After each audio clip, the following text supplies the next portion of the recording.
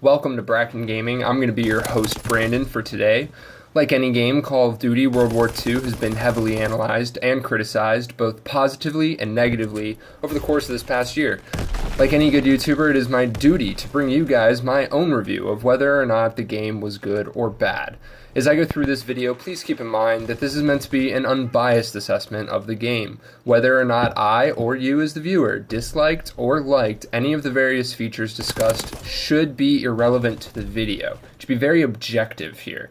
I also focus here on multiplayer gameplay. Although I did play the campaign, I thought it was total crap, so I never went back to it, so I don't really have much more to comment there.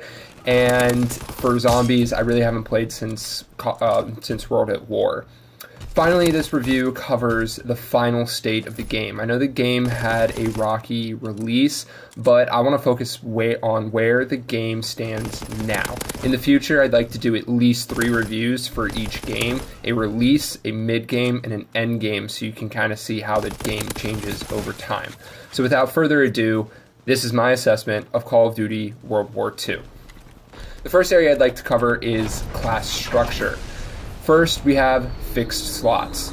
I think that fixed slots were neither good nor bad. We're kind of used to the pick 10, pick 13 systems. I think fixed slots is just a different way of doing classes, and overall it just requires a different kind of play style. I don't think it's any worse or better than the pick 10, pick 13 system, so I'm not going to dock World War II any points here. The other big area for the class structure that was really different in this game were the divisions. I thought divisions were a very creative and innovative way to do classes in this game, and they really made you think, because when you picked a certain division, you really had to change your playstyle to fit that division, and I think that brought a new aspect to the game. I know people didn't really like divisions, and I realize it's a very non-Call of Duty kind of thing, but looking at it from an objective, just overall game versus game-to-game perspective for a first-person shooter, I thought divisions were a awesome addition. I thought they brought something new to the gaming community. Final area with class structures would be the perks. I thought the perks were okay. There really wasn't anything bad. There wasn't anything I would say that was ridiculously overpowered, again, at the end of the game. And they also threw in some fun perks like Wanderlust, which was really cool, I thought. The second big area I'd like to cover is all of the extra content that is available after you start playing the game. First area would be supply drops. Normally, I would say supply drops are bad, and I would dock points from the game for that. However, they did listen to the community when it came to the supply drops so that you didn't get, for instance, overpowered weapons in the supply drops, and everything was cosmetic. In addition to that, a lot of the really cool things you could also get through challenges, contracts, or purchasing them with those like free point things, not the COD points, but the other system. And so I thought that was really good. Segue into that is the contracts and challenges. I thought there were improvements that could be made here. For instance, the contracts didn't cycle enough. You had like the same contracts for a month or 2 months, and that was pretty boring. But I liked the fact that they were available. They were usually able to be accomplished. For an experienced gamer like me, some of them were really easy, and I can see though how for more moderate players, they were actually a little bit of a challenge to get, which is great. Also, we have the bonus weapons for the extra content. There was nothing OP. They were all unique weapons, which was great. So it always brought something fresh and new to the game that you could use these different weapons. And it really kept me kind of coming back and sort of hoping that there were those contracts and challenges that I could get those new weapons with. From there, the third major area I want to discuss are the weapons overall. And for here, the variety of weapons was great. I think Call of Duty in general does a good job at this. We're pretty consistent. We have a good idea of what within a certain class, what those different kind of weapons are. You're going to have a burst weapon. You're going to have something that shoots faster but isn't as strong. Something that shoots really slow but is really powerful. It's pretty standard, and World War II good job of continuing that. The other area we got to look at are the attachments. The attachments were pretty standard in this game. I think they were a little less creative than some of the futuristic games, mainly because World War II, you're sort of stuck in a time period. There's only certain things you can do, but we also had all of the standard attachments that we would come to expect. grip, quick draw, rapid fire, those sort of things that we use as standards in Call of Duty. And so it was okay. Attachments didn't really, nothing to brag about, but nothing that broke the game. And then we have weapon balance. Weapon balance was great in this game. There's definitely a hierarchy. You're obviously, if you really want to go hard, you're going to use the PPSH, the STG, the Kar 98. You're going to use those types of weapons, but I can pretty much pick up any weapon in this game and have confidence that if I play right, if I select the right division, use the right perks, that it's very usable and I can do really well with just about any gun in this game. There's definitely a few exceptions, guns that are just like, yeah, I might use this to mess around, like the Wafa, but ultimately it's kind of stupid to run around with in any situation. But overall, the weapon balance, I think, was great in this game.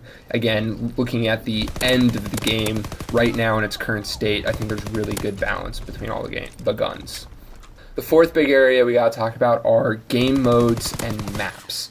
One of the things that I really liked that they did with game modes and maps is the double XP that rotated between maps and modes throughout the game.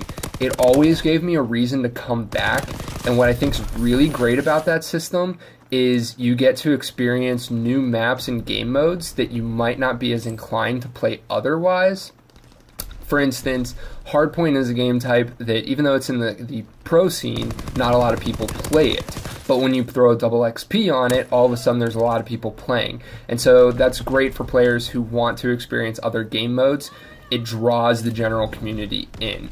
And same with the different maps that rotate. That was another great thing, is that you had maps like Winter Carrington, or that weird like zombie dark map, those random maps that they threw into the mix that was free for everyone, that also gave that sense of freshness to the game. You always felt like every time you turned on World War II, there was going to be something new available for you to do or unique from the last time you played.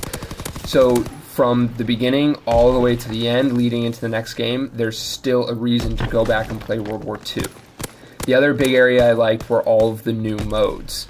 They had the really fun modes, like the Leprechaun Hunt mode, that were just there for fun and to fool around. But then you also had serious modes like War that were a huge game changer. It doesn't look like Black Ops 4 is going to have War, but I sort of hope that Sledgehammer Games next time around, that sort of becomes a staple of their games. I would love to see War again. I think it's a great addition and a uniqueness to Call of Duty that draws in more players. Now I'm just going to cover some of the random areas of both good and bad. So starting with score streaks, I give score streaks a definite negative in this game. There really wasn't anything fun to use. There were a lot that didn't really do much, and so I pretty much used the same 4 or 5, I don't even know if I can say 5, maybe 4 score streaks the entire game. There was never a reason to use anything other than those, and I'm talking UAV, fighter pilot, glide bomb, and artillery strike. Yeah, maybe you go for paratroopers, but most of the other score streaks pretty much sucked in this game, and so that really took away from the experience of not having as much fun with those score streaks. Maps as a whole, the quality of the maps, I would say were neither good nor bad. There were definitely some bad maps, there were some good maps, but nothing to write home about. There was no map that stuck in my mind. I'm not going to remember any of these maps after the next game starts. There just wasn't anything unique to the maps, except maybe Sandbox, really, that really made me feel like, oh yes, I got to play this map. That just didn't happen in this game, unfortunately. I also do have to dock some points for the early game.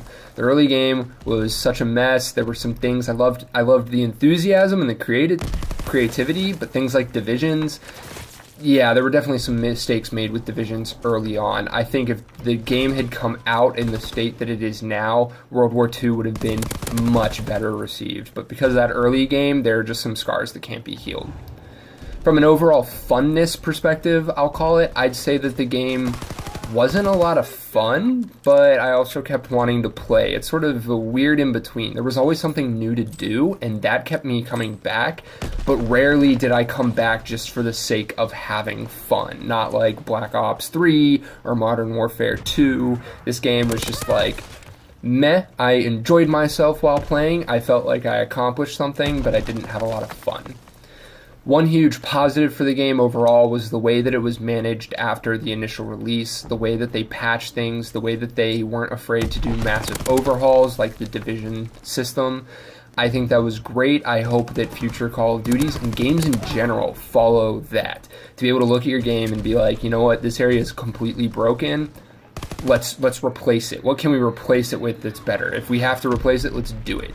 The regular patches, yeah, there were minor things in the game that were always annoying, but overall they did a great job of going in, fixing those things, and it was great. The game quality as a whole, when you look at it, I think was pretty good because of the way that they did patches. There are a number of other areas that I could evaluate, and I could easily spend all day discussing the positives and negatives of the game. However, today I just wanted to focus on these core areas that I think contribute the most to determining whether or not the game as a whole was really that good. If I have the time, what I'm going to do is post a Google Doc for you guys that's going to contain a complete detailed analysis of all of the different areas that I thought about and looked at to decide what score I was going to give Call of Duty. In conclusion, I give Call of Duty World War II an 87 out of 100. It's not quite in the A territory, but I think it deserves a high B, kind of just right there at the B+ mark. I think the game as it stands right now is a very solid, well-made game. Unfortunately, it just happened too late in the game, and that the early game, definitely some scars there that aren't going to heal, and it gives you a reason to move on to the next game. I hope you guys enjoyed the video today overall, but I do expect the slaughter to begin in the comments. I know that the game was not that well received. Most people would probably put it in the 70s range out of 100. Go ahead and leave your comments below to give me your opinions on how you felt about Call of Duty World War II looking at this past year. Thanks for watching. We hope you enjoyed today's video. We release new content at a minimum every Wednesday and Saturday. If you enjoyed the video, please leave a like and don't forget to subscribe to catch all our latest content, and check out the description for a link to our Twitter. We are Bracon out.